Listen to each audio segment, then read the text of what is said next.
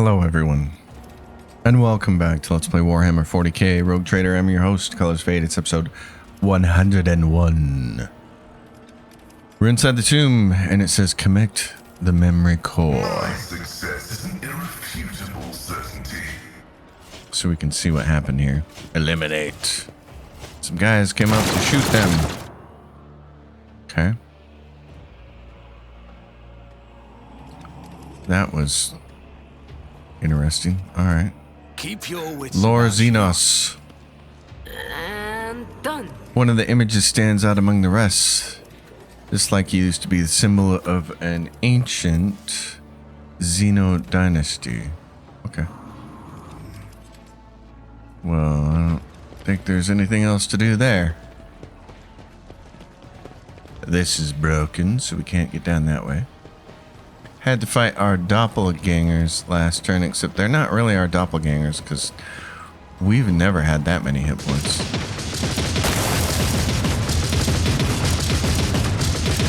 So there are turrets down below. We need to rush the turret and demolish it. There's this, the Rosary of Defense. The wearer gains number of unyielding beacon stacks, but we don't have that person with us. Abelard is on the ship, monitoring us through the Voxcom and saying, "What is going on, Lord Trader?" Lore. One and it's done. As soon as you touch the obelisk, ancient Xenos symbols appear in your mind, forming the words, "Open the pocket." What? Oh, okay. I'll open my pocket. We get goods. We get this. It's an Adeptus Astartes axe. 30 to 50. Deals damage equal to 5% of the target's maximum wounds, but we don't have him with us. And there's the Rallying Boots. Whenever the wearer's ally uses following, that ally deals 33% more damage. Mind Assemble Circuit. Whenever the wearer uses a psychic power, hey, that's us, they can trigger one of the following. 50% chance to reduce the AP cost and decrease veil degradation by -2. 25% chance to perform the psychic power as usual. 25% chance to increase veil degradation by +3 and reset the cooldown of their attack. If the veil degradation is increased to 15 or beyond, this effect triggers Perils of the Warp even when using minor psychic powers. And what I have is whenever the wearer blocks, dodges, or parries an attack, momentum is increased by 10. Okay. Tactical Genius. Let's grab these things. I'm really curious about this. This seems like a nice helmet to have.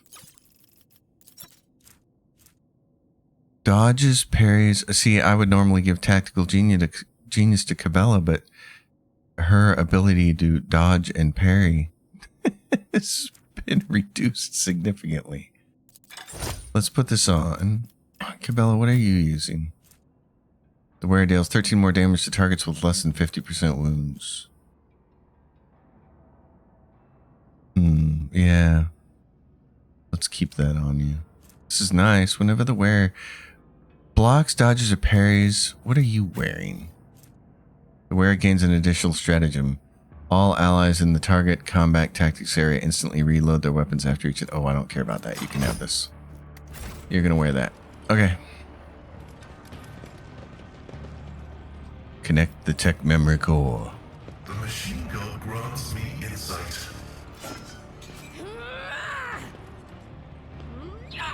There was fighting here, as we expect. Someone with a big-ass chainsword. Lord Inquisitor, we're progressing according to plan. Our troops have already reached the target. Oh, there's a big fatty over here. All these guys look dead, though. That could be good. We just got to get to this. We just got to get to that turret down there and finish it off. Okay. So we can go... Can we go that way? No, it's blocked off that way, so we have to go this way. It's blocked off that way as well. What is our option for getting down here? Because if we go this way, it's most definitely blocked off. Hello? I don't see any way down here. Oh, we can demolish it. Okay. Tell temporary setback. Okay. I still took a wound because of that head trauma. Oh, that's Let's unpleasant. not waste time with pleasantries. That's unpleasant. Let's not do that.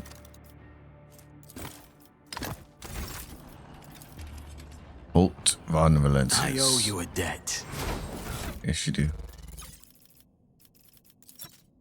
Back to the big ones right here. Officer's medical kit. 70 points. We'll take that. Oh my goodness. Okay, we're going to get grabbed because of the architecture here. What is this thing? No.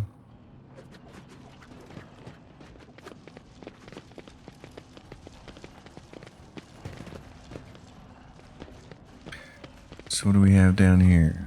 Anything? I always have a backup plan. Into this next area, I presume. What's going on here? Now we have to confront Calcazar. Oh, so. Okay. That's an interesting way to do it. Inquisition. Yes. Do we want to try to position our people a little differently? I have a nose for profit and a taste for adventure.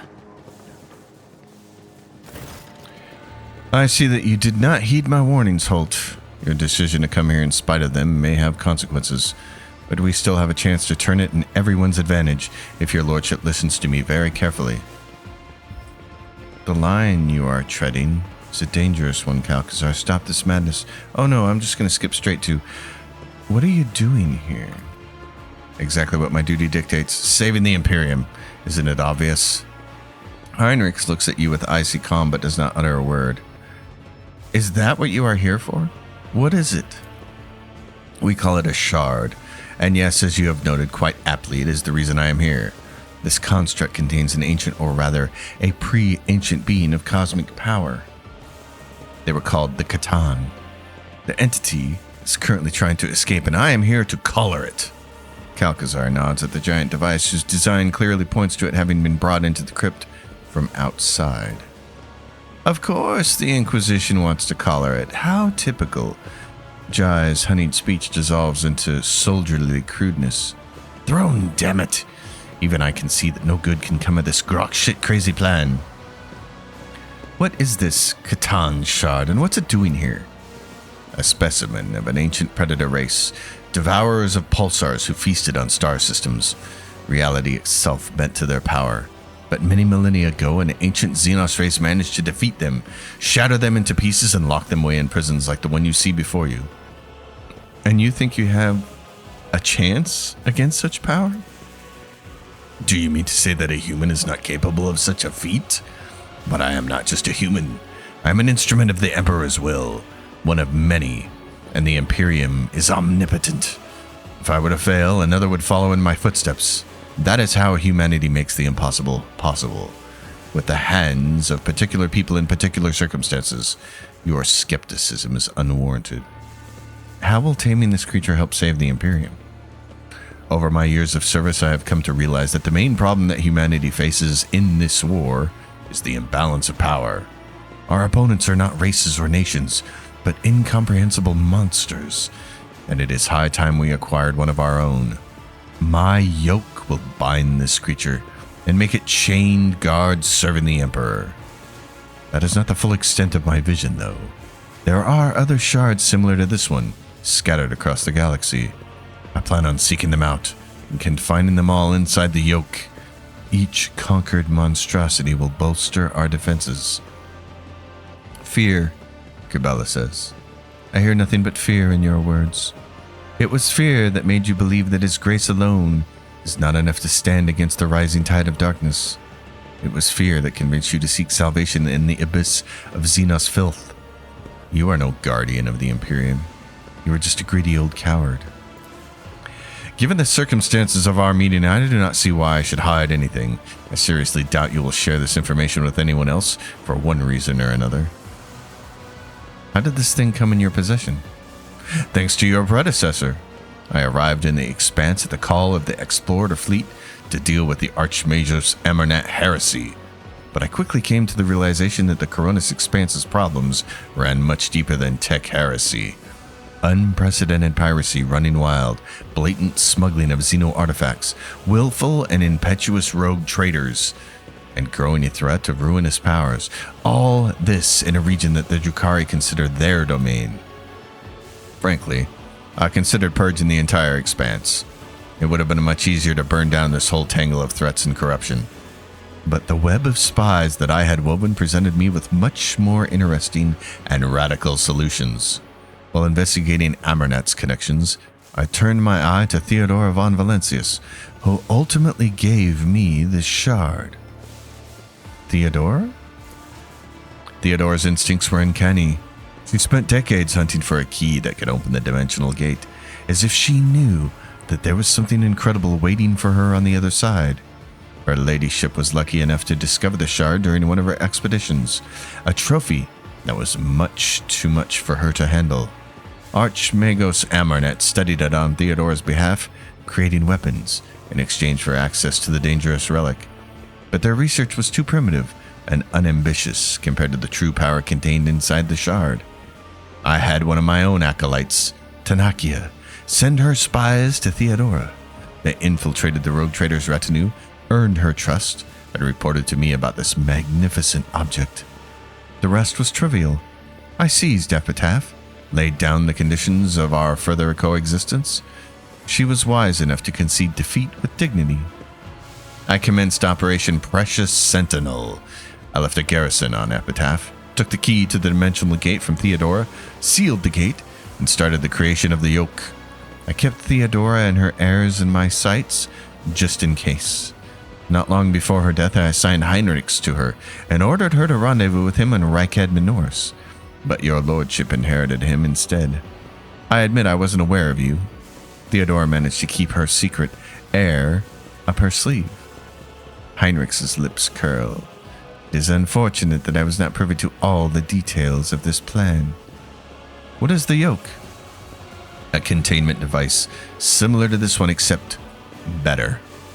The yoke was devised by the brightest minds of two races using ancient wisdom of a long-gone Xenos civilization. A prison capable not only of holding the Catan shard, but also of controlling it while releasing fractions of its being.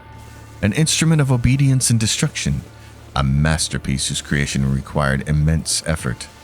It was made on Euphrates II. I captured Amernet's student, Axiomantha, and she passed all her mentor's drafts to me. And the one overseeing the process was none other than your acquaintance, the tech priest Cubus Delphim. His fall was regrettable. It seems that the unorthodox, daring things he did at my behest drove him to break his vows and sink into heresy. But the human mind could never have comprehended the shard alone, and thus I appealed to the inhuman mind. I struck a deal with the Drukhari. Theft of sacraments and secrets of the Adeptus Mechanicus, registered. Inciting a devout tech priest to commit heresy, registered. Blasphemous merging of sacred technologies with forbidden ones, registered. Further transgression, registration, discontinued. The drill on Pascal's mechadendrite screeches in fury.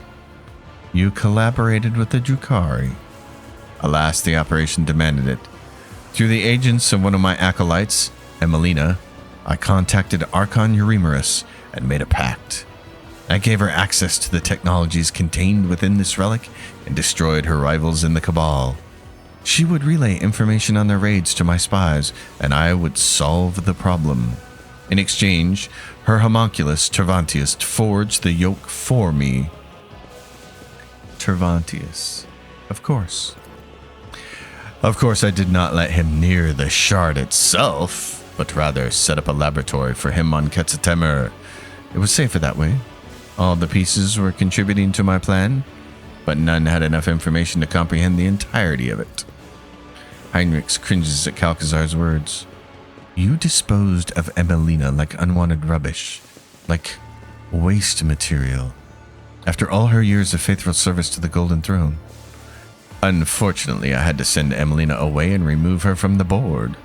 A shrewd woman of principle. I used to value those qualities of hers, but suddenly they started to get in the way of my plan. I would have been safer to eliminate her before she could figure out what was going on, but I must have grown miserly over the years and was loath to part with a good agent. Or perhaps I was simply being sentimental. Why did the Drukhari want the shard? That's a dumb question. It is one of the most complicated and perfect creations of a race much older than the Drukhari. It is no mere object, but a treasure trove of technology. A wise master could uncover many secrets simply by observing it. Well, nothing can excuse consorting with inhumans. But I have two choices here. A sound strategy. No, it's not. Nothing can excuse consorting with humans. I consorted with non-humans. Where's the third choice that makes sense? The one for me. Where's my choice? I've said this so many times in the writings of video games. You guys just don't make choices for people like me. Are all your writers dumb? Are they all low IQ? Is that the problem? Trust me, your lordship. The threat of the alien pales in comparison to that posed by the ruinous powers. Eurymerus could plunder 1,000 worlds, but she is no Eurylon the Cruel. She was a great danger to her own kin, as she was to the Imperium. The disruption she caused among the Drukhari was only to our benefit. She intended to trigger a powerful disjunction in Camorra, thereby destroying her rivals and elevating her own cabal in the process. I know all of this because I have Mara's eye. Knowing full well how precarious her grand plan was, I made no attempt to talk her out of it. With a little luck, we wouldn't have needed to worry about Camorra's influence. This is the one part I really... Okay, I'm not going to say this. I'm going to phrase this differently. There's a lot that I don't like about Alcat's writing, and this is one of the things I really don't like, is that when you get to these big inflection points in the story, there's a whole bunch of exposition about shit that you already know. That's bad writing. It's in the bad writing handbook. Don't do this. This new information about a pact combined with the astro observation data collected in the star system resolves the inconsistencies identified earlier. Unit Xavier Calcazar stands accused of stealing the astrographic records of the Cognizance fleet. I am amazed by your analytical prowess. You shouldn't be, he's Amernet. Yes, I needed stars to feed the shard. Okay, this is new information, but we kind of knew that. Why? The Cabal of the Reaving Tempest could steal them and bring them here, but it was imperative to preserve the exact energy parameters so as not to trigger the object's premature detonation. I procured the necessary information on suitable stars from the Explorer Fleet's data scriptorium. Okay, so the shard is a treasure trove of technology, which is why the Drukhari wanted it, but it's also a bomb. Honest to God, at this point in the game, the story just feels like it was made up by a 6-year-old. It doesn't even seem like there's any logic in it behind it anymore. It's Calvin Ball. It's just making up the rules as it goes along. You don't get 3 points for that shot. You get 4. Why? Because I said so. Because when you're standing on this leaf at this point in the yard with the sun over that branch over there, it's 4 points. Registering a Category 1 blasphemy. Unit Xavier Calcazar is hereby sentenced to intravital dissection and study. Upon the cessation of vital functions, the unit's remains must be disposed of in disgrace. Oh god, I can't go on with the exposition anymore. The denizens of the Rykad system, Sentiel's Pride, and all the other starless worlds, you were the one who sentenced them to death by sending the Drukhari after their sons. Yes. Yes. Yes. I'm so glad our rogue trader is finally understanding. Well noted. Yes, I acted as their executioner, as regrettable as those losses were. However, to overestimate their importance to the Imperium would have been folly, especially since he wanted to lay waste to the whole Coronis expanse anyways. Who cares? Every single day, humanity pays a far more terrible price, and that must be brought to an end. Okay. No more need for his... Okay. Jesus. Rykad's son vanished because of me? And then the Coronis expanse was engulfed in flame. I had to rush the operation to declare sector-wide martial law. The webway gate that Remus' warriors had been using was destroyed and the facility on Quetzaltema razed. I evacuated the half of the yoke that Tervantius had completed, but was too late to retrieve the second half from Euphrates too. I thought Tervantius was building it for you. You had to build one half in one place and one half in the other? That doesn't make any logical sense at all. Cubus Delphim revealed to Eurolon the Cruel where he should strike, and that almost spelt the end of the Operation Precious Sentinel. I appreciate your efforts in resolving this problem. In fact, you turned out to be much more useful than Theodora ever was. I see. You have come so far in pursuit of answers, Holt. It would be too cruel to leave your curiosity unsatisfied. Okay. Seeing as the inhabitants of this place almost killed you, I gather that something went wrong with this plan of yours. Not at all. Operation Precious Sentinel is in its final stages. The increase in Xenos activity is a vexing yet trivial development in the grand scheme of things. They were supposed to guard the device, but they slept through the intrusion, and only the Catan Shard's emanations could make them stir. Theodora's research destabilized the Shard's prison, and my project only made it worse. Whenever particles of the Catan Shard's energy seep out, many curious phenomena occur, like us fighting our doppelgangers. The destruction of the crypt, the warped reality. When I tame the monster, I will order it to stop disrupting the laws of the universe. I'm sure it's going to listen to you just fine. And that brings us to the most interesting part of our conversation. You know my plans, so now I want to know yours. Will you admit that I am in the right and join me in this undeniably ambitious act, or will you try to stop me? I will be upfront with you. If it is the latter, I will be forced to remove you, but I am sure you realize that already. Adira's eyes widen. The cold lights of prophecy shine in them. The future you are creating, it blinds and burns. It is filled with the suffering of millions, for the sake of the phantom salvation of billions. Salvation in the bosom of Xeno Nightmare. Listen to yourself. What you're planning is heresy. Enough, Holt. It will only be heresy if I lose. If I prevail, it will be a triumphant feat in the name of saving humanity from the horrors of this universe, and I will not lose. I will not let you bring this insane plan to fruition. The Inquisitor nods calmly. There's not a shred of hatred or disappointment on his face. Farewell, then. I'm glad to have made your acquaintance, Holt, despite everything. Eliminate the rogue trader. Your arrogance will be your downfall. Crush them! Start the battle. Prepare and get everyone in position. Okay, Pagos, you're going to have to do something like this. Maybe go right there. Actually, where is everybody? I got a loser over here, an Inquisition Technor sensor person. Jai, where are you? Where can you go? That's the question. You're low priority as long as you're not within 5 feet, 5 tiles of someone. So let's put you here. Let's put Pascal over here. Pascal, you're not going to get a move very far though, so I'm going to put you there. Adira, I could put you way over here. That might be wise. Let's move you over there and move Cabela over there. And I am right there, but that's a little too close, I think. So I'll move here. Actually, let's move me out of the way over here or over here. There we go. All right, let's try that. Pagos, can you get all of these losers gathered together? Either that or I got 100 and 100, 100 and an Inquisition veteran. I'd like to get all these guys together here. So let's do this. We're going to move you over here. Sow the seeds of discord. I just need you to sow the seeds of chaos. Oh, okay. You're going to have to move here. And this is counting as full cover. Wow. Okay, that's kind of a surprise. Grab him. I need no guidance. I won't go down easy. Willpower and toughness. You're all going to take penalties. Ruin beckons. Calcazar, I want to hit you twice with this. So let's do this. I will triumph. Certainly going to try. Now, I'd like to move you. Descend upon the weak. I probably need to stay behind cover though, don't I? Well, it's too late now. Let's go. We want to try to hit as many people as possible. Like this.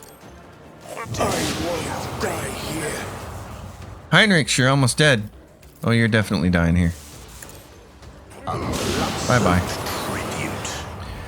Okay, now cover. Shooting cover. One step closer. We get all attacks by allies and the enemy inflict overwhelm. I need no guidance. Okay. Cabela, who gets to go next? Calcazar gets to go next. And then his Inquisition Mystic with 19,000 points. And then Jai gets to go. It's a long time before Cabela gets to go. Okay. Jai Hidari. In that case, I'm going to give me Glimpse of Fate because I'm right over here. Waste my time on that. Come on. Please. Alright, fine. Fine then. Let's do this. Ruin beckons.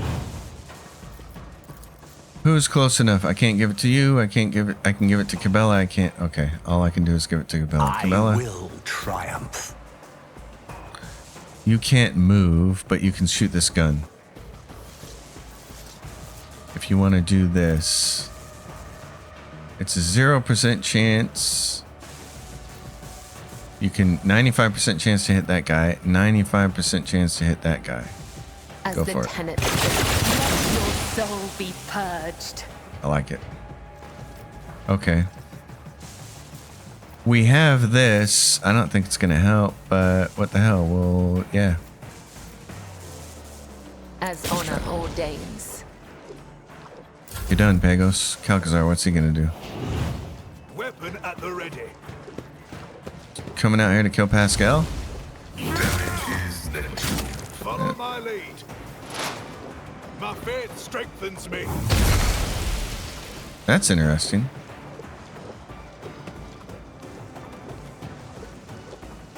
Okay. Hold on. Inquisition Mystic, what are you going to do? You've got the staff. Prescience. Forewarning. Foreboding. Consign, which critical hit for somebody. Okay. Jaya Hedari. What do we want to do here?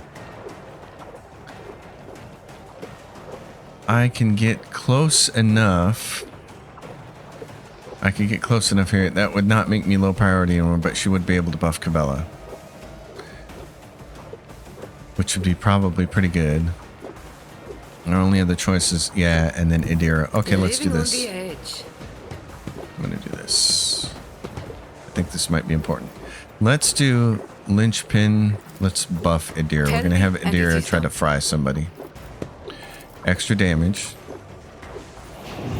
We're going to give bonus wounds to I Cabela. can do that with the right incentive. We're going to do voice of command on Don't get too Her? cocky. this on her. I can do that with the right incentive. Now we're going to do air of authority on her and Don't me. get too cocky. And now we're going to give her the half turn. Wait a minute. What's this other thing down here? I always forget what this one is. Break their ranks. Nope. Okay, we don't need that. And we do need assign objective. The ally gains momentum and +5 all characteristics. Can I get you to destroy that guy or that guy? That guy. Okay. Go. Tell me, and it Adira. is done. High momentum.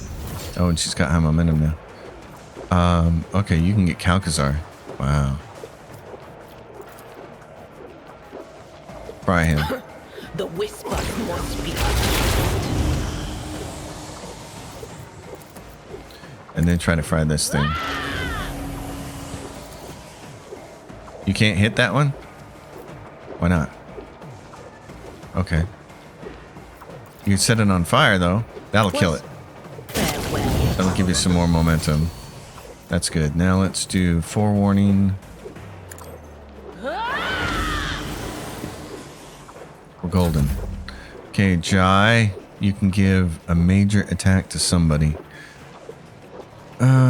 Or you can do orchestrated firestorm. They don't have enough people close by for that yet, so Let's just give it... How much range do we have? This stretches how far? Pagos. And let's just give it to her. I think she can do some damage here. Yep. So here's Calcazar. This guy over here died? Oh, more people died than I realized. Okay. Is it better to attack him from the side, maybe? I don't think direction matters against him. He's got a lot of hit points though. That's awful. Okay, let's do this. Now what? Oh, when he attacks somebody, let's do Gift of Torment, Oath of Vengeance against Pascal. Yeah. Oh, that's nice. Okay. Death Waltz, which would be nice. What's... Oh, she's got the gun. Okay. Pain Resonance. What? Exsanguination. We're going to want to fire that off. Raining Blood. Let's do this. As the tenants demand. Now, hit him with this first. Caught by the web. Okay, that was nice. What's he at? 95% dodge, but she was hitting him. That was good. We could do Death Waltz. What's her 205 for her dodge right now? Let's pull this off against him. Let the blood of the wicked be shed as thou hast willed.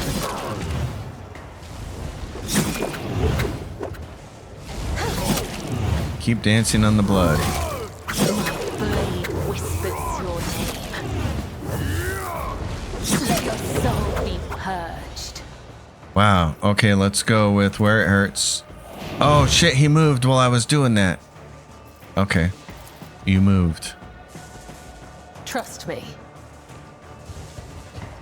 You moved and now he's what? Invulnerable? Ah, fine. The shadows will caught by Yep, the he's invulnerable. Okay. What does this guy got? He's got a bunch of hit points and this guy's got a bunch of hit points. Okay, we have a chance to use this a whole lot and it's gonna not be nice to us. Not fail. My blade It's really gonna reduce the dodge. We're down to 105. That's okay. Because what I'm gonna do is this. As honor ordained, caught by the web.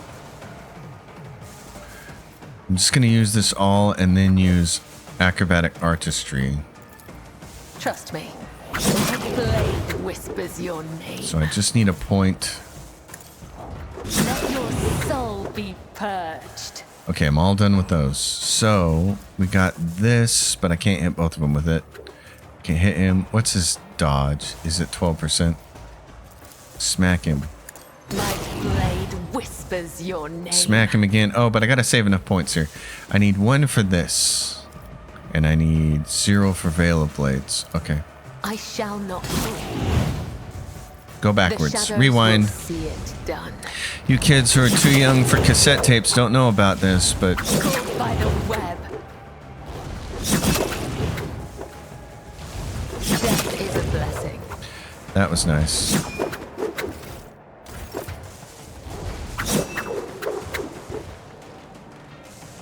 Get back there. So incredible that she can do this.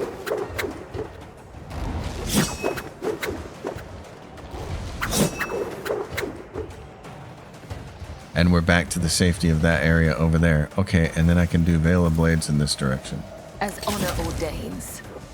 Jaya Hidari, you can move up here and shoot these guys. A moving target lives longer. And remember, when you're by yourself, you're the lowest priority target, so that's kind of dope. Shoot this guy. Paid for this? Never quite fair. I like that. Shoot this guy. I can do that with the right incentive. We're golden. Inquisition Techno Booby.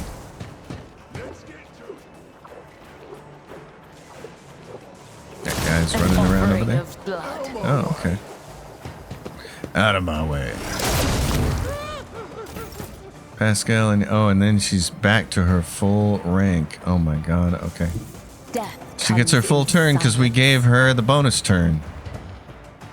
Well then, begin again. As the tenants demand, let your soul be purged. That looks nice. Stabby, stabby. Caught by the web. Okay.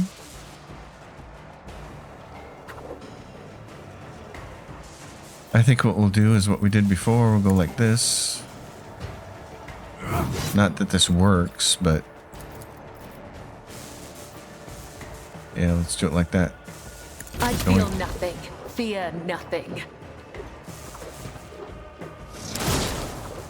That's me. Pascal's gonna be stunned. He needs to get up. Who are you gonna shoot, bud? Oh. Pascal's still taking it on the chin there, Pascal. Edita. Yeah, I need you over here. Let's get you over in this direction like this. Pascal's at least up. We need to get you buffed, buddy. Forewarning. A little bit of movement. But of course. A little bit of regeneration. I'm so Anything glad we else? picked that up. Okay, now let's kill you. Will do. Inquisition Mystic. Into the Mystic. Anyone see that? Will do. Take that damage. I should have hit you with this Anything beforehand, else? but that's okay. And now you get to move even further if you want to. Let's put you on this side then. is this foreboding? I know we got a loser over here, but that's okay. It's my turn. I get to kill some people. Finally. I'll get you in a little bit. Is it? Yeah, you're gonna go next. Okay, then we should kill you now. It's as good as done. An unfortunate turn of fate. All right, my friend. Can you get this guy I'll here? make it happen. Another enemy Yep, down. that's nice. Zap him. It's gonna take some damage. What about you guys? Oh, that's pretty. He's on fire. Who if not me? On it. Your end was inevitable. Okay. The only thing we have left to do is move. So, I mean, there's one guy left yet over here. Go. Daring breach. Accept your lot. I can't quite get to you, but I can get you.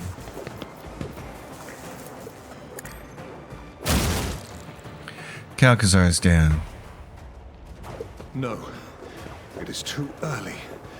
The yoke must be activated, or all is lost. Just your plan, you punk. Nomos arrives on the scene. An invisible yet clearly tangible aura of power envelopes the figure clad in the robes of the tech priest. It is all the more baffling to hear a youthfully excited voice from under the hood. This is it, the place of our origin. Nomos' gaze is trained upon the Catan shard. It was your strike, and your wish to escape your prison that begot us. The mysterious creature that has been your ship's soul for so long turns to face you. But it is you, Holt, who truly ushered us into this world. So let us meet our abominable precursor together, for it is ready to break free. Greetings, Nomos. We are out of time. Now. It escapes now. So now we have to fight the Catan Shard. It's got a lot of hit points. It's going to summon orbs that will blow up.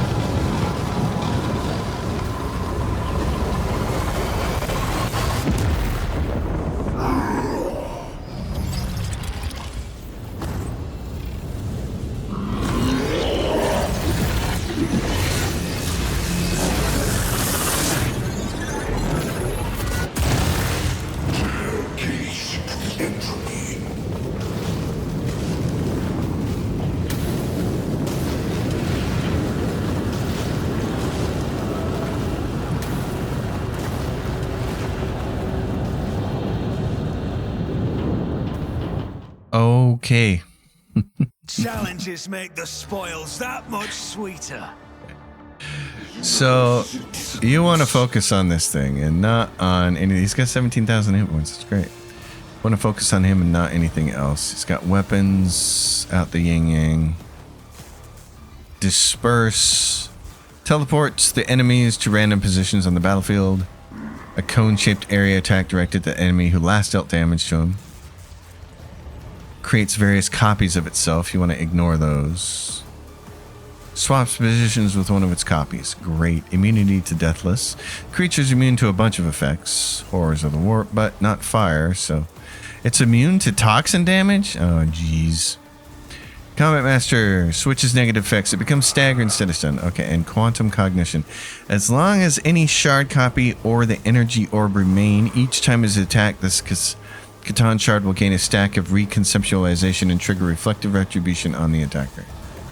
Okay. Well, my friend, your job, should you choose to accept it, I will have to be out in the open. It's just the way it's going to be. Adira, let's put you over here. Jai, let's put you over here. Pascal, let's get you away from it as well. Put you right here. Get over there. And what else do we have? Nomos. Adira, where are you? You're right next to Cabela. That's great. Pascal's over here. Jai's by herself. Okay, let's go. Pagos, you get to go first. I think it's safe to say that we first need to drop its willpower. What is its willpower? Its willpower is 82. Let's drop that. Purpose guides me. And then we're going to make it take damage from all other types of damage, including the warp more. So now it's at 1500. Deals damage, soul burn. Pass a willpower resistance test to remove the flames. When burning... Okay. I think we want to burn him. Oh, and let's see. Blitz stratagem. This isn't going to matter very much because he's going to teleport. So I'm going to put it right here in case he decides to move forward a couple of feet. I'm going to give you... I need no guidance. Attack. I'm going to give you... Ruin defense. I'm going to say blitz stratagem on this. One step closer. Even though I don't think it's that important. I'm going to burn this thing. I will triumph. The threads of purpose are unraveling. Yeah, and I'm going to burn him again, except for, what am I? Lidless Stare. The affected targets must also pass a willpower resistance test or become stunned. I bet he's immune to being stunned, isn't he? Is he immune to being stunned? I think it said that down here. He's immune. Creature switches negative effects. It becomes staggered instead of... It becomes slowed instead of immobilized. Okay. Instead of suffering the stunned, it becomes staggered. Alright, so it could become staggered, which it will still take penalties, which would be nice. I'd rather have penalties than... Yeah, let's try it. Let's see what happens, because he's got a pretty low willpower right now. I need guidance. Staggered effect applied. Okay, so he is staggered. That's nice. Alright, in that case, you, my friend, are going to give Glimpse of Fate to me, because I'm out in the open. I mean, to Holt. And give him that as well. Beckons. And the last person to do damage to him is who he's going to attack.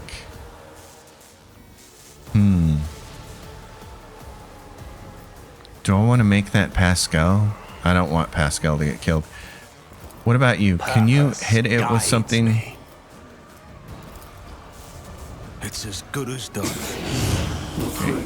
You're the last person to do damage to it. Let's see what happens. Can you move all the way up to here? No, you can't. Okay. All right, let's roll. Pagos, you might be able to move. Why don't you move to right there? I will triumph.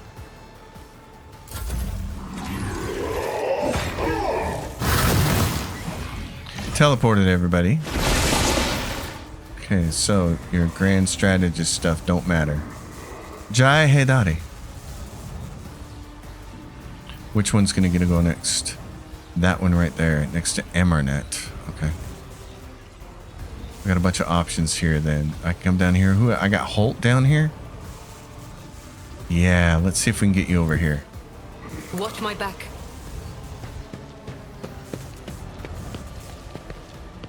You've got 20. Okay, let's shoot this thing for a few extra points. You've got a problem. I want a medal for that one. He's got no damage. He took no damage that time.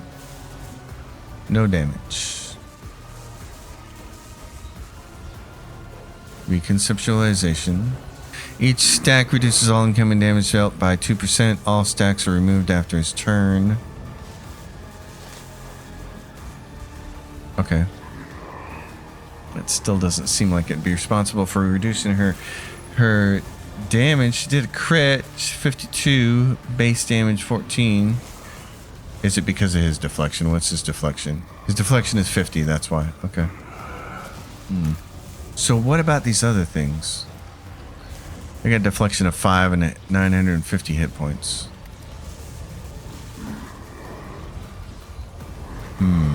Okay, and then what else do we? Eroding copy, and then the Catan shard. I have a note that says ignore his focus on the Catan shard and not his buddies, but I'm not sure that's gonna work. He's got a 50% damage reduction. Well, let's see what we can do. He's already got that. So we'll put it on Pascal. With the Pascal, right incentive. take him. Am I getting paid for this? Yes, I hope so. Alright, give inspiration to me. Give damage, strong point. No, I gave the wrong one here. This to Tell me. me, and it is done.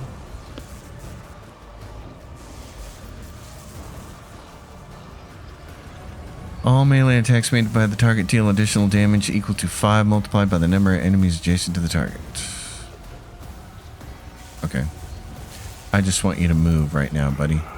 You can't? I'd like to, but I can't. Target has to be under the effect. Under the effect of what? Bring it down. Immediately grants. If the ally is under voice of command, it kills an enemy. Blah, blah, blah, blah, blah. That's not... I should be able to just put it on him. How about no? You jest, surely. Is it because we used it? Did Pagos give him that last turn? He must have. Okay, let's do this. You're gonna You've move, got a move, problem, move. I've got a prize. Done. And then she's gonna do this. Allies who have enemies adjacent to them. Okay. You're pretty much done. If we want to get you out of the way, This battlefield air is good for my let's lungs. do this. You're done. Cabela. Where are you, Cabela? You're right there. Do you want to try to kill this shard?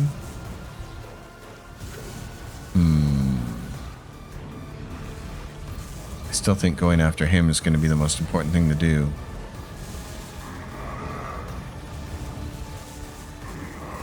Let's go with my notes and see what happens. I will leave footprints of scarlet. Let's see if my notes are right. Grab Trust this. me. And it attacked. Has it attacked anybody yet? Can we do Oath of Vengeance on anybody? Because it just teleported people. It didn't attack anyone. Oh no, it did. Pagos. As Okay. honor ordains. That gives me more damage. Roll on in, sister. Oh, that's just piddling damage. Piddling. Okay. I was hoping for more. As the tenants demand. Should have done this first, but what about this? Trust me. My blade whispers 2 points of your damage. name.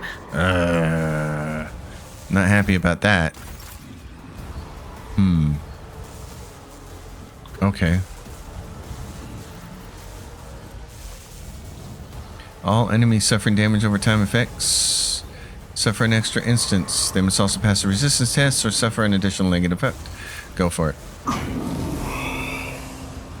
What got applied? Slowed effect applied. Okay. I'll take that. I'm gonna get more dodge. As honor ordains. And then I'm gonna move myself I bring mercy in retribution. like this and go like this. Trust me. Nomos, what did you do? Nomos, anything? Anything at all? Who if not me? Okay, I'm on fire. I'll see to it personally. And let's just do as much damage as we can, shall we? What are we to hit him? 100%. Okay. I'll make it happen. Defense is a good offense. We can actually hit him and do some damage. I like that. Oh, and we can make him weaker. Strength and agility. Okay, let's do as much damage as we can then. It's as good as done. Twice before crossing me. Oh, I should have buffed myself, you dummy. Who if not me? I'll make it happen.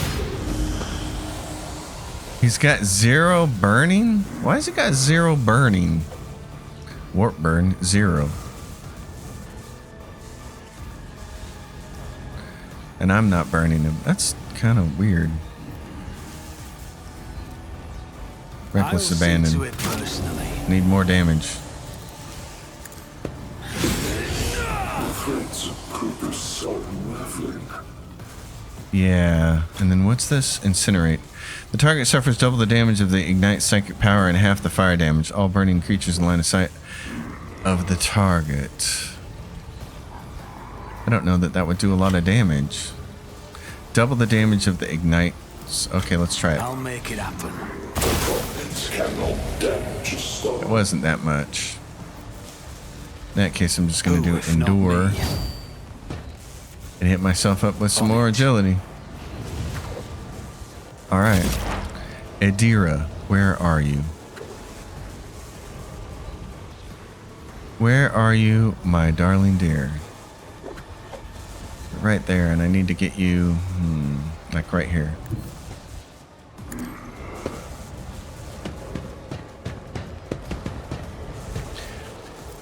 Okay, who doesn't have forewarning on them? Pascal, I know you don't.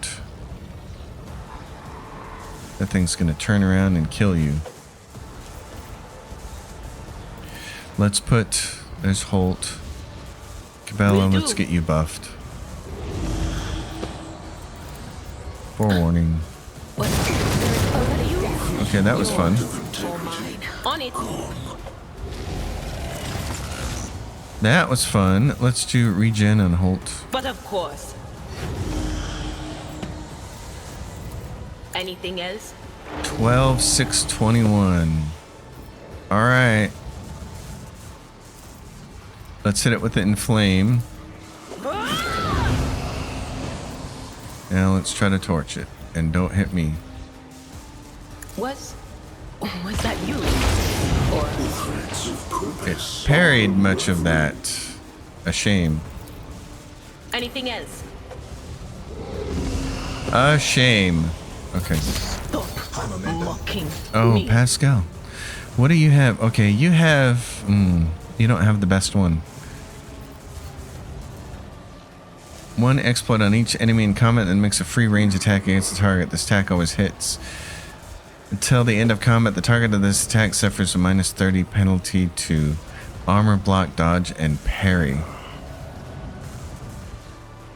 Okay, I'm going to try to move you over here. Okay. Request approved. Let's try to get The Omniscient knows all. bounties on everybody. And another bounty on this fool over here. Oh, Holt, you're in the way. Dang it. Yeah, because if I shoot single shot or plasma overcharge, 75% damage. If I overpenetrate, it's gonna totally waste Holt probably. I need to be in a different position. As much as I don't want to have to move. Okay, if I move like this, if I move over to here, that'll work. Tactical imperative dictates. Because I want to overpenetrate, My vow is to serve. do a little extra damage. Oh, I'm gonna hit him up with this. You and me are both getting penalties and bonuses. I'm getting bonuses, you're getting penalties. We're gonna overcharge attack you.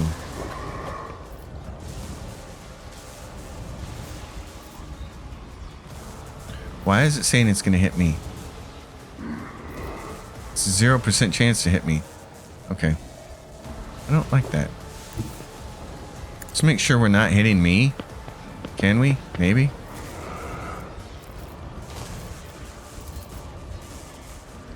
Grab it. Vulnerability analysis 448. successful. Okay. Can you hit him with this? Is he a machine? The scriptural prognosis is favorable. He is. He's got a little bit of damage there. That was nice. Okay. We could still do this. It's going to take a penalty to armor, block, dodge, and parry. And this attack always hits. I think we have to do that. Piercing shot. Okay. Let's do this. Yeah, I can't shoot him? Second weapon. Okay. It's not the melee. Activating force mode sacrament.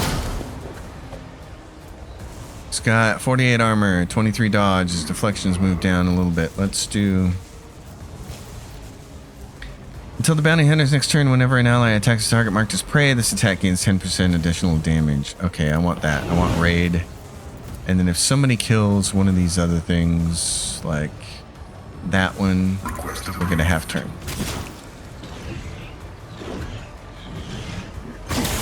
Moment of integrity.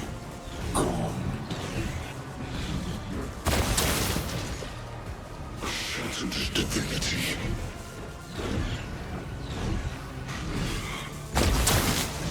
Okay, we dodged those. That's good. Fractured echoes beckon. He moved. I will not die in dishonor. Purpose. Okay, so this is the real Catan shard. Yep. Alright, and this is the fakey over here. So Pagos, first order of business, bonuses. Like this. One step closer. We'll give this and for movement, but I don't know how much it's going to help work here. He's got some flame damage on him finally. Good. Okay. Let's warp damage him then. Let the stare hit him for some points. I like that. I will triumph. Yep. And then who did I got? I got Idira. Okay, Idira, Glimpse of Fate. I want to keep you up. Guides me. One step closer. Do damage to him, please. Idira, get over here inside the bonus. Hit him with all you got. Right here. This is going to cost 2 AP. Inferno him. Will do.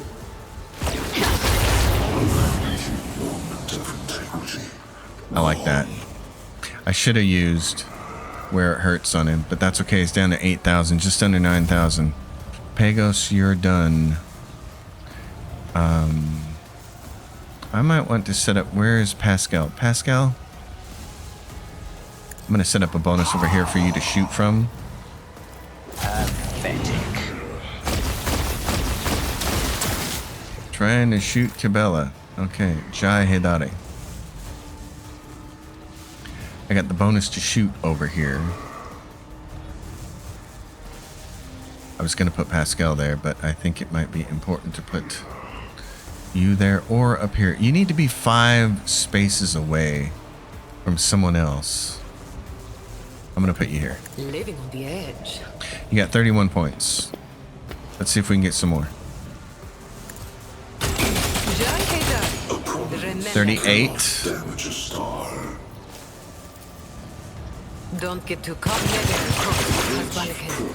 Now we get you to 42. Okay. What do I got? I got Pascal there. I got Holt there. Can you see anybody? You can move, but I don't want you to move. What can you do? Can't do anybody because I can't see him. Oh, I can give it to Am I Pagos? getting Okay. paid for this? So, linchpin. Tell Sure, me, just and keep it is stacking done. on anybody that you can see. Stack damage on her. It stacks. That's the most important thing. So let's do...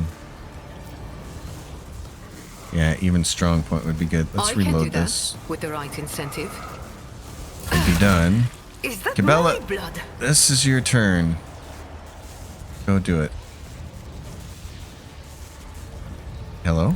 I am Would you your like to go? blade and shield. I'd like you to go.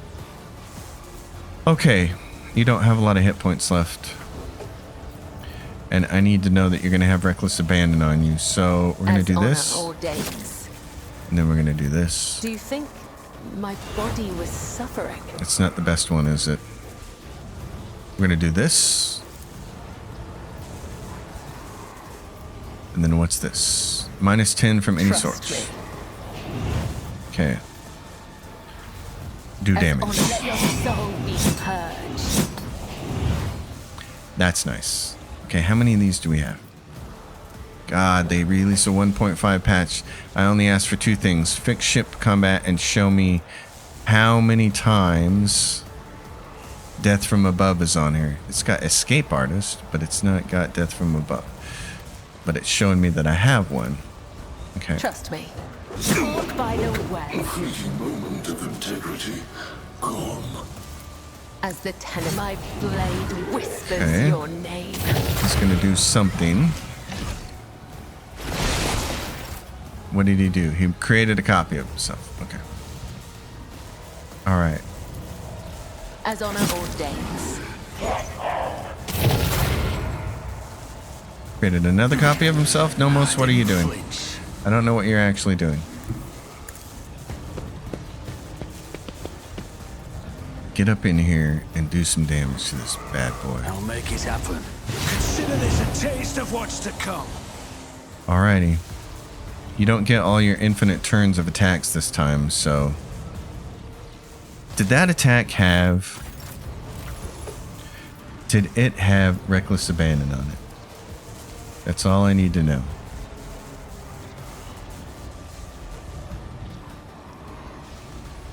Damage. Reckless Abandon. Good. Okay.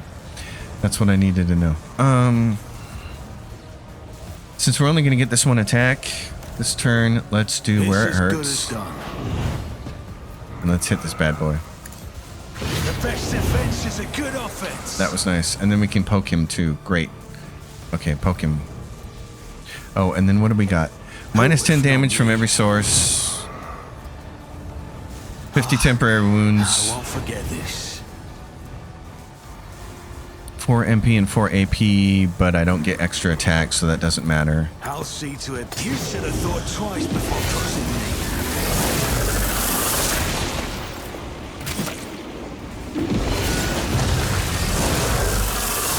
Oh, that's interesting. Take the victim's place. Okay, Pascal, that might be your job. Adira, can you nuke this bad boy? Anything else? That's all I really want you to do. Hit him with Where It Hurts Was it you? Or and nuke him hard. try and rush your downfall? Okay. You have forewarning on you, don't you? Yes. Okay. In that case, I should put it on yourself. Buff yourself with as much as you can. Fire off and flame. Patience has Pascal. failed me. Can you come take its place? Not enough movement points. Yes, it is. Can you get over here? Okay, hold on. Get, how far can you get? You can get up to here. Now, can you make movement points to right there? You can't. You can get to there. Okay, then we should probably leave you here. Someone's gonna have to take my place to kill this thing off. He's got 3,000 hit points left. The Omnissiah knows all. Comprehends. Hit him with this. Okay. Next attack has over penetration and armor penetration. Targets marked as prey. It's always a critical hit. That's what we want. Extra damage. Hit him. 401. Okay, raid. Oh, we still get an extra attack here, but I want raid. Everybody needs extra 10% damage. Eroding shard copy. Entropy whispers through my existence. Dodging. Oh my god, there's a lot of enemies here. They got so many hit points though, that's why my note said just focus on the Catan shard, because... Okay, that hit me.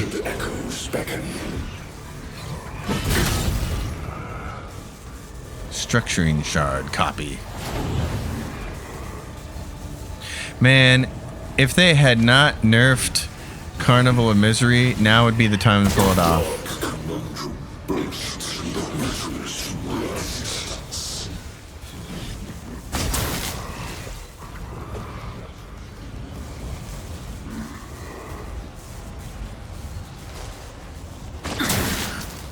Okay. Pagos. Okay, so it's you, Pagos. Can you just do something like this? Can you do this? I will triumph. Okay, that's nice. More damage. No, not me. Ruin beckon.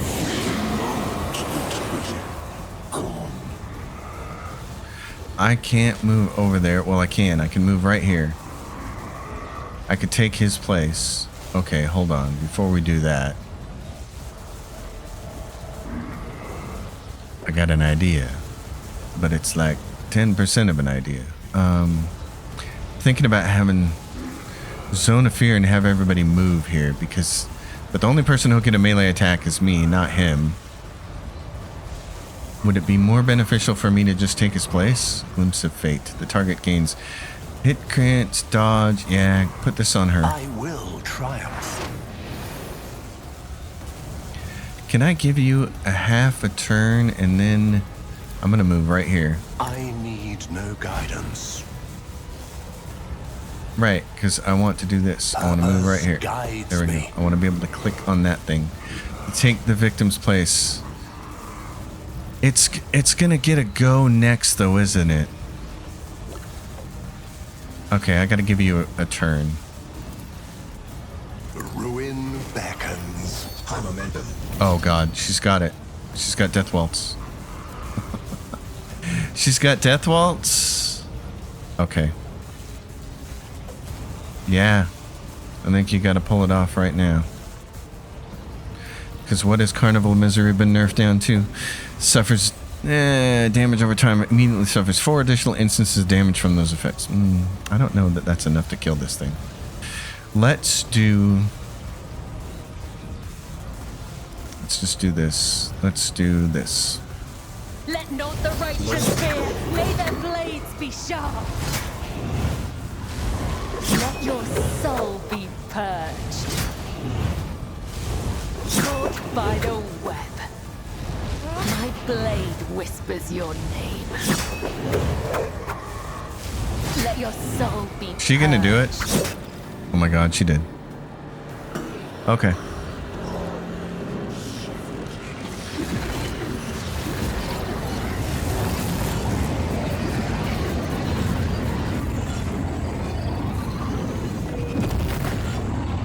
Collect that bounty, Pascal.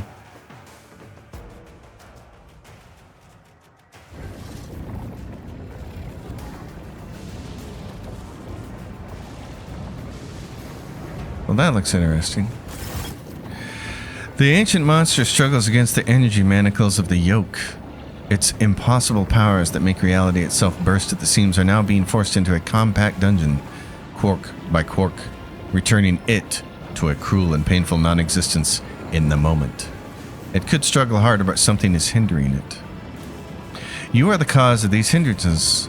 Only now does the Catan Shard turn its focus to you, for the battle was nothing more than the reflexive resistance of an alien mind absorbed in a completely different range of thoughts and responses. But now, it is thinking about you, and its thoughts are so corporeal that you can sense them and know them. It seeks an end to the confrontation. It is capable of resolving it in a way that would benefit all. More and more tears appear all over the shard's form. As the yoke absorbs its power, it becomes increasingly harder for the shard to maintain its physical structure. Each imperfection you inflict brings the star predator closer to imprisonment. Do not bow your head before our abominable precursor. It was begotten by the dark abyss of the past. It is a fragment of that which devoured stars and erased civilizations. It knows no benefit other than its own. Allow us to stand against it. This is our time, our impossible chance. Okay, Nomos. Theodora von Valencius's ghost. As yet another layer of reality cracks, a figure appears before you. Her. After giving you a probing and appraising look, Theodora permits herself a slight smile. Well, I am ready to serve, not on your life. Nomos! If our birth ever had a purpose, then it is here and now. Why do you call the shard your precursor? Because that is what it is, and what we are. We have told you before about Theodora's ambition, Amernat's mind, and the ship's cradle, and the epitaph's secret. One sprouted into another and spurred yet another. Thus Nomos were born. We were but an echo of the shard's power and an echo that left its prison. But we have become something so much more, with your help. What do you intend to do? Clash with the precursor, touch it, absorb it, so that the reflection becomes the object reflected, so that the shard becomes Nomos. Then and only then will its threat be eradicated forever. Do you think you can do this? What will happen afterward? We stand at the threshold of probabilities and outside the bounds of the predictable. It is beyond possible to know whether we can or cannot. But we believe that we can, and that is what drives us to try. And if we succeed, we will obtain power beyond compare. We will become a shield against any threat, in whatever form it may manifest itself. You can sense the shard's reaction, observation, analysis, and an almost intangible anxiety. Act now, Nomos.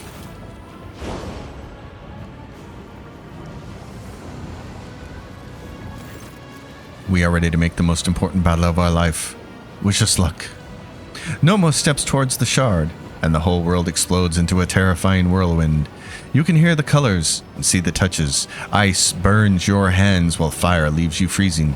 And in the midst of this madness, you can clearly sense a battle raging. A clash of two beings, one endlessly ancient and the other endlessly young.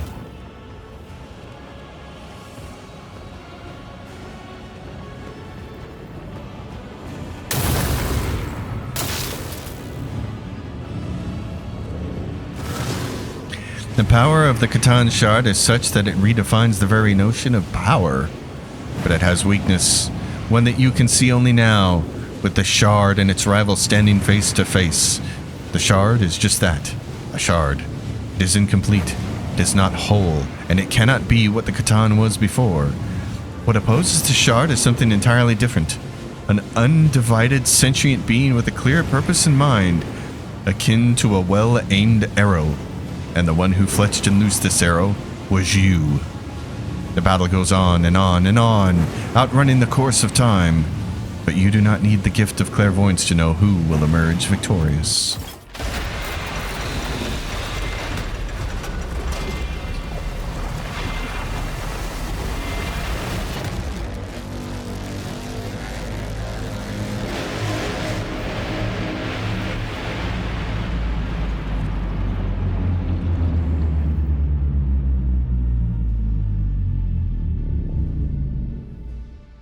Feels a bit anticlimactic that all that happened is it got put back in its box. Like, I mean, if you have small children at any point in time in your life, you did that 1,000 times a day. You just put stuff back in the box. Anyway. Shadows of the future. The Catan Shard was transmuted into a new form, and their name was Nomos. Possessing the power of an ancient being and nurtured by the rogue trader, the young star god watched over the Coronis Expanse, their new domain, with curiosity. Gathering its bleeding worlds together again, the rogue trader dared to build something more noble and civilized in the Expanse, a haven for those drifting and unprotected in the strict hierarchy of the Imperium. It would be an unbound frontier where freedom and compassion were not wholly extinct. The shackled monster under von Valencius's control ensured the survival of the fledgling utopia. The star god destroyed all who threatened its peaceful civilizations and instilled fear in those of little faith. The Expanse tasted the sweet fruit of freedom and tolerance with reverent fear. The Imperium could not forgive such insolent deviation from the order prescribed by Holy Terra. The von Valencius dynasty was accused of the seditious formation of their own empire. An invasion fleet gathered in the Calixus sector, and the lifespan of the young utopia was as short as its creators. Protecting the young kingdom of freedom, Nomos created dimensional barriers that cut the Coronis Expanse off from the Imperium more soundly than the Great Rift. The humanity of the Expanse was left in isolation. Relying only on themselves, they either had to build something new and different from the Imperium, or fall to the horrors lurking in the darkness. The ideals that Holt von Valencius was committed to were alien to the Imperium, but close to the hearts of many in the Expanse. Anyone who could not resolve a dispute, or who was denied justice, rushed to the palace of the rogue trader in search of mercy. Rumors and stories of his humanitarian rule formed the foundation of the Valencian school of philosophy. The sect united commoners and aristocrats in the belief that for the Imperium to flourish, it should stop seeing its subjects as mere tools. This dangerous heresy was denounced in many systems, but persecutions only hardened and multiplied its followers. Having lost its leader and lacking a worthy successor, the Corda dynasty began to weaken. The grim legacy of the abominable Aspius revealed itself, and the protectorate fell into chaos. Grasping claimants tore the defenseless Dements apart. After openly embracing the patronage of the Skull God, Caligos Winterscale swept over the Expanse like a fiery tornado, bombing peaceful planets and destroying void ships. His dynasty's realm became a nest of piracy and heresy that required immediate purging. Thanks to the patronage of von Valencius' dynasty, the cult of St. Drusus was successful in spreading its influence across the Expanse. Overshadowed, the cults of other saints lost their followers and faced a harsh choice: slip into obscurity or swear allegiance to the ideals of Drusus the warrior. After the death of Reverend Hieronymus Doloroso, a man called Chaplain took over the leadership of the Drusian mission. He hid his name, but not his crimes or his piratical past. With the resolve of an experienced voidfarer, he steered the cult and even led his fellow believers on military expeditions against brigands, enforcing order and converting depraved captives to the faith. In the following years, the Cognizance fleet slowly and deliberately left the explored systems of the Expanse for the furthest remote regions. Observation stations and claimed worlds were abandoned, and even Euphrates II became derelict. Statistical divination warned the fleet's conclave of the grim events awaiting the Expanse, and they decided to deliver their fellows from the coming storm. Yet they did not share the truth with the lay people. The schism of discontinuing the cycle engulfed the entire Cognizance fleet, and soon the Civil War was over. Disregarding the commandments of their forefathers, the explorators started down a dangerous path of new comprehension, creation, and revision of procedures and algorithms. The fleet was united once more, and in its unity, it was ready to stare down any horror standing in the way of the catches of maintenance and operation. Magos Dominus Opticon 22, one of the first to hail the return of the Messiah, took the helm of the Mother Squadron of the Cognizance Fleet, unquestioningly embracing the teaching of discontinuing the cycle. He personally saw to the crushing of any renegades who did not accept the Messiah's word as truth, and earned himself the identifier Chrome Scourge. Profitable deals made between the Fellowship of the Void and the Von Valancius dynasty helped them subdue smaller brigand squadrons in the sector. Many worlds and stations saw the opening of Fellowship dens, in which grotesquely sincere pirate representatives took kickbacks from traders in exchange for safe passage. Naturally, the servants of the Von Valancius dynasty and people under the rogue traders' protection were safe from the Fellowship of the Void's attacks. Mostly. The first command that Ryza issued after her miraculous rescue on Footfall was the complete extermination of all worshippers of the Dark Gods among the Fellowship of the Void. The old pirate wanted to find another way for her people to survive. The former renegades hoped to live by the law, working as mercenaries and traders. When it seemed they were finally on the path to a peaceful life, the Imperial Navy conducted a flash raid and destroyed all their ships. Those who survived the bloodbath were publicly hanged. The Kazbalika mission thrived on the riches it acquired in its deals with the rogue trader. The organization expanded to new markets, built up a mercenary army fleet, and was ready to defend the legitimacy of its business from the authorities. Those foolish enough to deny it that right died quickly, brutal, and unexplained deaths. Vladimir Tokada, as Liege of Footfall, survived 14 assassination attempts and thwarted no less than 2,000 schemers before a shot finally took his life. The esteemed Liege's funeral was held in great secrecy, with only his closest entourage being permitted to view his corpse, which spawned some peculiar rumors. A multitude of agreements bound the Imperial Navy to the Von Valancius dynasty.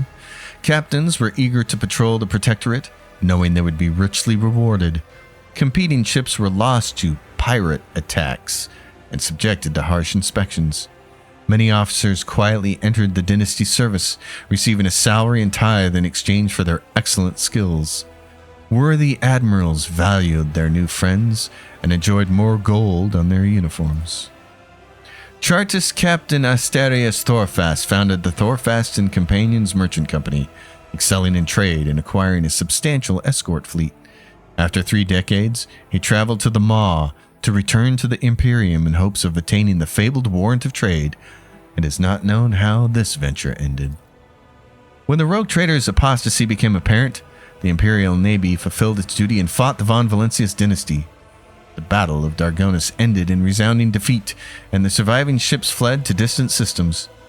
Disheartened, but not broken, the captains vowed to rebuild their force and planned raids in the apostate territory. The crucial reason for the defeat was the extraordinarily high percentage of captains who betrayed their oaths and defected to the rogue trader's side. Overnight, he acquired a battle-ready fleet of his own. After the Adeptus Arbites were outlawed throughout the Expanse, a few of their members surrendered to the rogue trader, while many others went into hiding. The remainder either died in shows of resistance or made attempts to band together, eventually coalescing into the pirate gang known as the Lex Voidus. Under the pretext of restoring the rule of law, they unleashed horror and destruction on countless Von Valancius worlds. Solomorn Anthar, House Von Valancius' faithful watchdog, tracked down the Lex Void ship flagship and carried out the last sentence on the Adeptus Arbites in the Coronis Expanse. Dargonus grew and prospered until it became the capital of the Coronis Expanse. The planet was like a giant magnet, pulled together the worlds of the Expanse, absorbing the treasures and vices of the sector. Humanity was exploring the Expanse, and Dargonus became the capital for the brave starfarers and pioneers. It was from here that expeditions departed into the uncharted wilderness, and here they returned bearing wondrous trophies. Captains, cartographers, and scribes flocked here to exchange news. Kiava Gamma washed off the stain of its former defilement, but not the dark memory of it. The sacred halls were never silent, and production rates became the supreme law. The glory of the Imperium was forged in the blood and sweat of its toilers, and the millstones of the manufactoriums ground the workers down by the thousand. Even in death, the souls of its servants dared not step away from their machines. Kiava Gamma grew and new manufactoriums were founded until disturbing reports started to trickle in many years later. It seemed that someone had secretly taken control of the colony, shrouding it in a tangle of conspiracy. Neither inquiries nor threats to tech priests or executions helped. Someone in the shadows was weaving their web and making secret plans. Mysterious xeno anomalies plagued Janus for many years. The ghosts of the Inhumans who had controlled the planet continued to haunt the land. The serfs suffered from strange maladies, and the agri-complexes were inexplicably struck by blight and famine. The servants of the rogue trader feared the ghastly planet and sought to be transferred off the filthy agrarian colony at the first opportunity. The minds of Vibo 6 grew deeper and deeper, and soon the planet became the darkest and most frightening colony of the Expanse, the final stop for the exiled and the damned.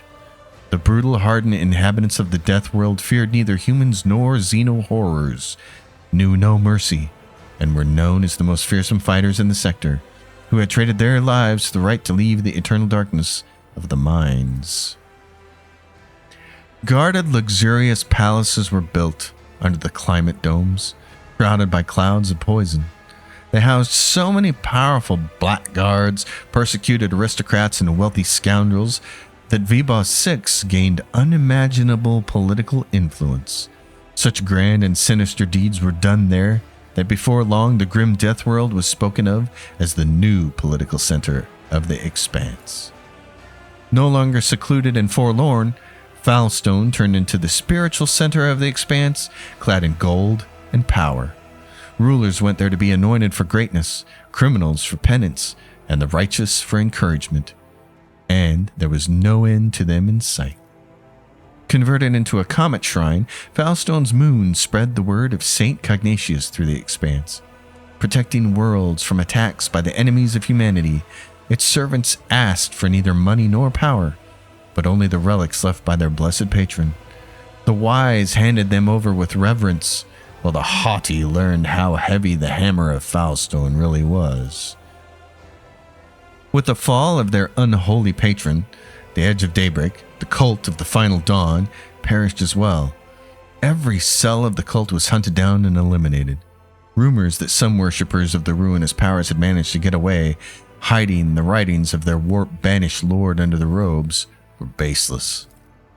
Left without a mission or a leader, the word bearers retreated to the depths of the Immaterium. Their last act of vengeance was a bloody assault on Footfall. The populace of several asteroids was exterminated or enslaved, and the statue of the God Emperor was badly damaged. After recovering from Corda's regime, Footfall reclaimed its status as the trading hub of the Expanse. Having learned a bitter lesson, Vladium Tokara created the Footfall Partisans Militia, a well-equipped mercenary army that answered only to him. A modicum of order returned to the station. The changes that the Von Valencius dynasty brought to Footfall endured on the station long after. Poorhouses opened by the order of the rogue trader saved many hungry and homeless from death. Unfortunately, this disrupted the station's delicate ecosystem. No longer freezing to death in empty compartments or tormented by epidemics, those who lived in poverty on Footfall began to choke the station, leading to a sharp rise in crime. Organ traders, illegal augmetic specialists, and savage gangs of Anvers proliferated.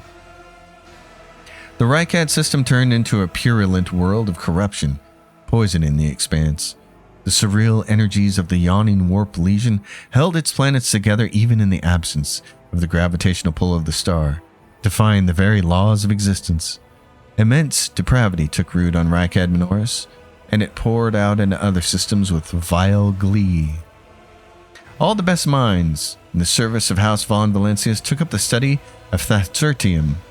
Numerous uses were soon found for the natural psi focus, but the jubilation was short-lived, as a series of warp breaches in Thatsurtium export destinations put an end to any and all goodwill toward the research. People began zealously destroying anything that remotely resembled the mineral. However, a few exceptionally strong psychers managed to bend the sinister rock to their will magnifying their sorcerer's powers severalfold and turning them into a force the Expanse has had to reckon with ever since. Rumors of the rotting remains of an Aldari craft world spread around the Expanse. Explorers, privateers, Kazbalic Asians, and anyone hungry for easy money all rushed to frontier systems to vie for a piece of the prize. Some were swallowed by the warp, while others perished in skirmishes with their rivals.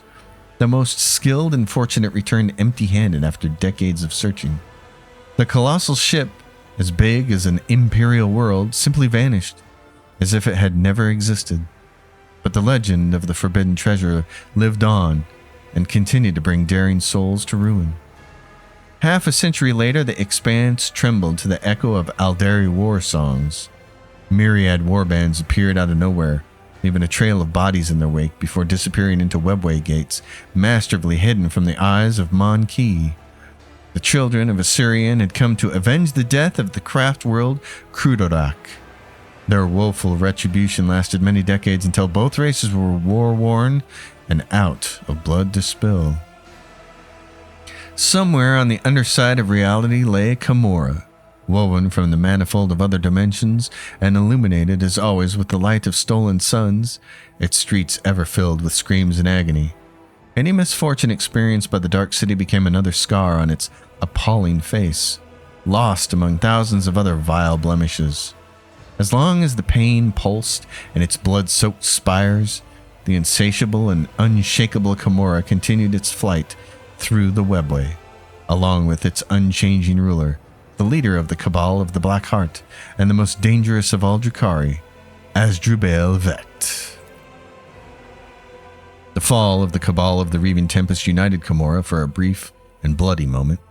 The elites of the Dark City set their squabbles aside and found a new game in tearing apart the domain of Archon Eurymerus. The fate of the Reaving Tempest reminded the other Cabals that nothing lasts forever in the Dark City, save the city itself. As they were leaving the Necron systems, Nomos destroyed every tomb world of the ancient Xenos. Some eternal strife had awakened within the young deity, demanding that the planets of the Undead be obliterated. Following the destruction of Lethus, Rogue Trader Von Valancius directed part of its tithe toward restoring Coronis Expanse worlds that had suffered from Xenos, heretics, and the horrors of the Void. Many of them only survived thanks to that aid, although the broad gesture was met with scant understanding by aristocrats. Some years later, the worlds to which the tithe had been distributed was struck by a ghastly disease that came to be known as the Lethus Curse. Whether it truly was related to the tithe, or a mere attempt to slander the Expanse's protector forever, remained a mystery. The voice of Vox Master Vigdis Surde Alta of the Ptolemon dynasty has long resounded in the Expanse, bringing hope and trumpeting the arrival of the merciful rogue trader. Known for her wisdom and acute understanding of ship systems, over her long life she taught many generations of future Vox Masters from the Ptolemon dynasty. Her body was built into the bridge itself, and in times of need her voice flowed through the Vox, dispelling delusions and despair. After years of dedicated service, Master Helmsman Ravor was granted, despite his objections, the privilege of rest. The wise servants of the Omnissiah implanted an augment into his brain that restored his ability to sleep. Soon afterwards, something unprecedented happened aboard the ship. The Master Helmsman overslept and missed the start of his watch, but his temper did become much more agreeable from then on. Many years later, High Factotum Janrus Danrock sought permission to retire. He said that age had softened his heart, and that a more worthy, young, and assertive successor should take over his position. There was no shortage of candidates. Under all that fat, Danrock had a sentimental heart. He spared nothing for the orphans of those who had died serving the rogue trader. The children were given an excellent education and were eager to serve the Von Valancius dynasty. Jocasta Sauerback served as master-at-arms for years, but eventually her zeal faded. It appeared that, having tried every form of violence in existence, she no longer derived out of any of them the joy it had once held. Jocasta humbly submitted her resignation and went back to her home on the capital world. She took up the position of warden of one of the capital world's hives and reconciled with her cousin Macarius, albeit only after a while. The reconciliation was, at any rate, easy to overlook during the gatherings of capital world nobility, where Jocasta and Macarius would waste no opportunity to have a ferocious row. After many years, Zachary Wise mustered the courage to take personal apprentices again. He searched throughout the expanse for astropaths whose masters were harsh and cruel to them, and recruited them into his choir. He gathered a cast of talented men and women by his side, and was their guardian and mentor. Wise died defending his wards from cursed words spewed by the Immaterium. Sealing the sound of those words in his mind, he preferred a horrible death to a repetition of his shameful past mistakes. High Overseer Gregorius Strax of Vibo 6 rendered his duties with a zeal unfathomable to the common mind. Under his leadership, the penal world became a paragon of order and a place of incarceration that criminals feared more than death. Strax spent his final years in a small, damp room, disturbingly reminiscent of a jail cell. He declined every award and honor for his assiduous service and preferred solitude to any kind of company. The only exception was Solomon Anthar, who visited his former supervisor whenever he had the chance. The contents of their long conversations are unknown, but their outcome was the same every time, a gloomy and unmistakable mark of regret on each of the two dour men's faces. Gaprak missed the moment when her family, which had previously functioned like a well-oiled machine, started to fall apart, racked by infighting. Among her distant relatives, many blamed Toriana for the Kiava Gamma disaster. Soon the Gaprak family splintered into warring factions and spent centuries locked in a violent struggle, only occasionally punctuated by futile attempts to reunite the house. Macarius Sauerback was loyal to the rogue trader to the last, despite all the rumors to the contrary. Finding little affection among his subjects or family, he stayed true to himself, remaining a forthright, severe, and pious person. Macarius strived to ensure that every soul in his charge felt justifiable dread before both him and the God Emperor. Members of House Vasurian served the dynasty faithfully and loyally, amassing more and more power. A century later, they finally gained the respect enjoyed by other noble houses. Yet, power and luxury can dull any blade. The now pampered and idle aristocrats were scarcely recognizable as the descendants of the formidable Seneschal Vasurian. For reasons unknown, members of the Vasurian family found themselves time and time again as targets of assassinations, victims of unpredictable riots, and the focus of palace intrigue. The misfortune that plagued their house suddenly stopped when Regina Sauerback met her end. Clementia Vasurian, granddaughter of Abelard and Chancellor of Dargonus, executed her duties irreproachably, and even found time to school the younger generations of her family. She was an equally skilled mentor, chancellor, and political operative. After a century of immaculate service, she surprised everyone by leaving her position and becoming the first mate on a trade ship. She would later admit, like a true Vasurian, that she had always had a passion for ships and voidfaring. The retribution that Nocturne of Oblivion promised the rogue trader arrived when relentless Aldari Avengers swept down on the Von Valencia's protectorate. In their wake, several Harlequin troops performed the monstrous and mesmerizing bloody melody of coals fading in the night that bathed Janus in the sorrow and fury of the playwright in a horned mask. After months of searching, Dargonus wardens found the remains of Achilles Scalander on the lowest levels of the hive. Drukari artifacts and records discovered beside him indicated that the agent of the Inquisition had been compromised and was working for the Xenos. Marazai confirmed the guilt of the deceased Inquisition agent and described in detail the torture he inflicted upon the poor soul to gain his obedience and loyalty. He also confirmed that Irelia had found and killed his monkey toy. Yet few chose to believe the words of the cursed Xenos, and thus the secret of the death of Achilles Scalander was never publicly known.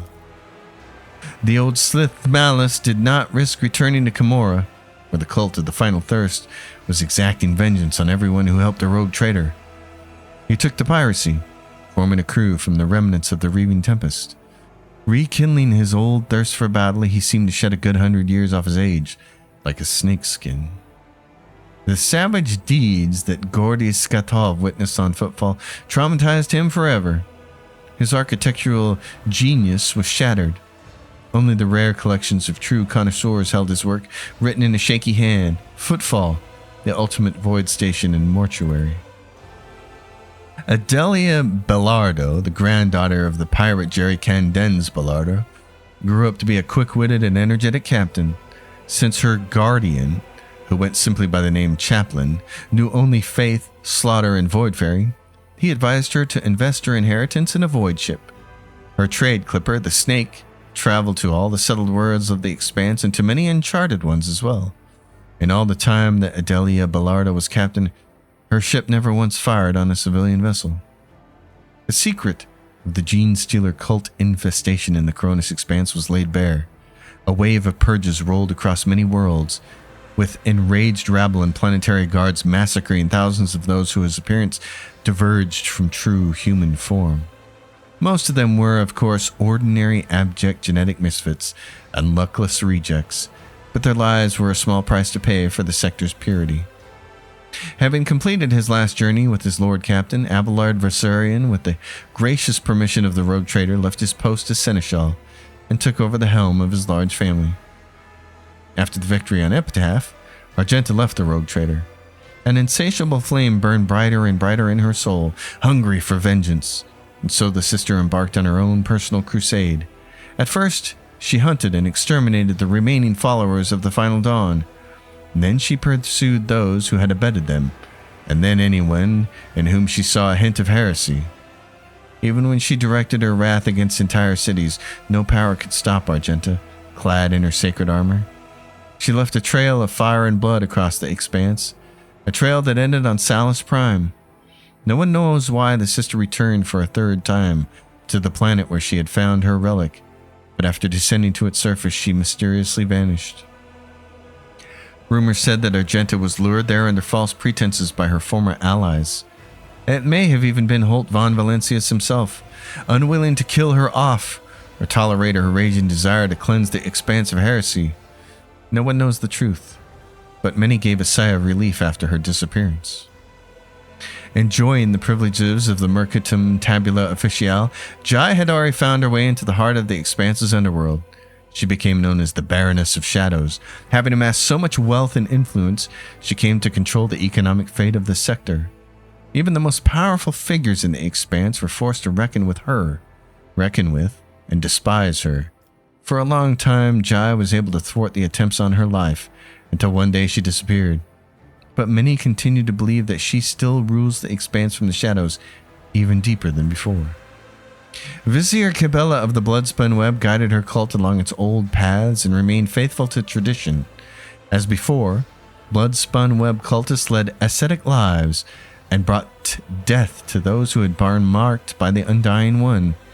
However, nothing is unchanging. A momentous event profoundly impacted the Bloodspun Web.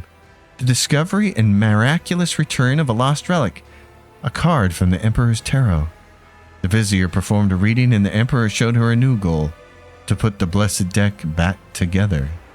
Only in its entirety could it reveal the great and dark future that awaited the Cronus Expanse.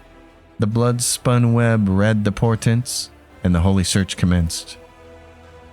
With her newly acquired power and resources, Jai Hidari expended a great deal of effort to put an end to the cult of the Bloodspun Web.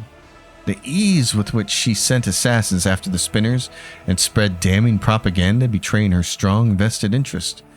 Many thought her actions reckless and expected a retaliatory strike to be delivered before long, but it never came.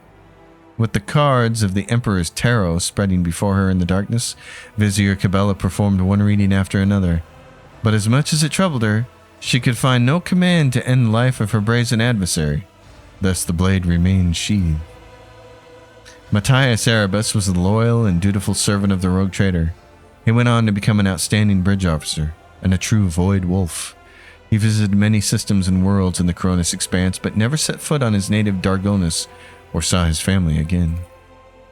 For a long time, the Expanse was filled with rumors of the brutality with Navigator House Orcelier severed its branches and suppressed its inner strife.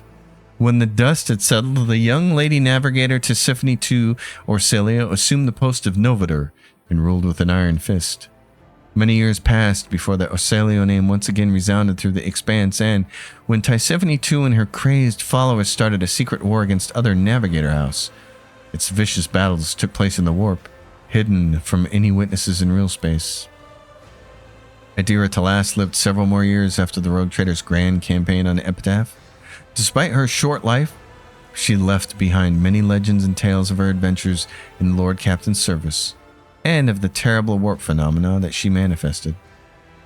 At a time when Adira Talas was preparing to accept her fate, she found guidance where she least expected it, in the wisdom of the blood-spun web. The words of Vizier Cabela, who had come to know death better than any mortal soul, helped Adira look to her future not without regret, but without fear. For many years afterward, there was an empty table in the common area of the officer's deck that had an intricate labyrinth carved into the tabletop. None of the crew sat at that table out of respect for the quiet and candid conversations once shared at it by a psyker and a servant of the Undying Emperor. Shortly before her death, Adira vanished from her post. Jai disappeared with her. When Jai returned many cycles later, she declared that Adira's last days had been full of joy and adventure, and that her greatest pleasure had been watching the void whales play. In announcing the discontinuing of the cycle, the Amarnat Collective instilled terror in the hearts of those who revered the theorems of purity, but it gave hope to others. After gathering its disciples and recruiting several soldiers from vassal planets, it ventured to the worlds of the Screaming Vortex and to the infernal forges of the Dark Mechanicus. This march of re-indoctrination was meant to seize the stolen secrets of the Omnissiah from the hands of the heretics, temper the cult in the fire of battle, and transform it into a tool for both eradication and comprehension. The fleet disappeared in the darkness, and only rare echoes of its astropathic messages were ever intercepted. The unit Abel Hanneman continued his service to the Amarnat Collective. In unity with 5 companion minds, he rediscovered the joy of direct cognitive communication, unmarred by inborn otherness. While outwardly silent, he joyfully described the images, concepts, and ideas that the Omnissiah revealed to him. Fulfilling his function, he overflowed with the exultation of efficiency. Solomon Anthor did not stay idle for long, as his sense of justice would not allow him to sit back and merely observe the growing lawlessness around him. He and Glato disappeared for many years, after which a rumor began to spread throughout the expanse of an invisible judge who came for the most ruthless of criminals and struck them down. There was no hiding from him on void stations or in the depths of hive worlds. Dozens of bounties were put on the invisible judge, only for him to escape every manhunt unscathed. It was said the Faceless Avenger was able to show up in different corners of the sector at the same time, and even to change his appearance. Whether these apparitions were the invisible judge's successors, his imitators, or sorcerous illusions remains unknown. Abelard Vasurian and Solomon Anthor spent most of their infrequent meetings playing regicide, to which the seneschal had introduced the proctor. Meticulously recorded by Abelard's adjutant, their games soon found their way into collections of the best ones ever played in the Expanse, and were later referenced by many a noble regicide aficionado. When First Officer Vasurian passed away, before he could finish the last match in a long series of draws, Solomon attended his funeral in full dress and regalia, and placed a regicide piece on his grave. Duty demanded that Majors Hanneman and Marshal Anthar part ways. During their last meeting, Pascal made a few final modifications to Glato's design, increasing the Cyber Mastiff's service life several fold. Whether the gift had any impact on Solomon is uncertain, but on more than one occasion, having his faithful dog at his side would turn out to be his salvation in even the darkest of days. Marazai Azariash, also known as the Tempest Doom, spent several years with the Rogue Trader, filling the entire crew with terror. However, with time, his restless and ambitious nature got the better of him. Having grown weary of the company of the Monkey, the Drukhari left the ship. Soon after, the Coronis Expanse saw the rise of a new mercenary group, a motley army of humans and Xenos led by a bloodthirsty and ruthless Drukhari leader. Years later, Marazai's name resounded through the Expanse once more. His gang had intercepted Astartia Wazurian's ship, Her head was delivered to Abelard with a note informing them that it was a gift from an old acquaintance in remembrance of a glorious past. Abelard's grief sent him on a 6-year-long hunt for the despicable Xenos, which, sadly, was unsuccessful. Not a soul knows how many enemies Marzai faced in his lifetime, but what is known is the name of his last opponent. Once he had left the rogue trader's retinue, there was nothing to stop him from testing the warrior that had long since caught his curiosity. Vizier Cabela, the blade dancer. In turn, there was nothing to stop her from executing the undying Emperor's will by exterminating the Xenos. Both spent years preparing for this fight, studying each other from the shadows. Their dance took place on a remote world, and bountiful was the offering of blood it left upon the surface. The victor of that battle never appeared in the Coronis Expanse again, and thus the outcome remains unknown. After burying his brothers, Ulfar felt the weight of exhaustion and loss on his shoulders. His loyalty to the Allfather was strong, but his heart had suffered much over his decades of battles. Unable to break his vows, he continued to sing the saga of his pack alone, the last of the baleful howl. Hundreds of legends on myriad worlds are told of the lone wolf. Covering his armor with a gray cloak, he would appear and vanish again, leaving only the corpses of the unrighteous behind.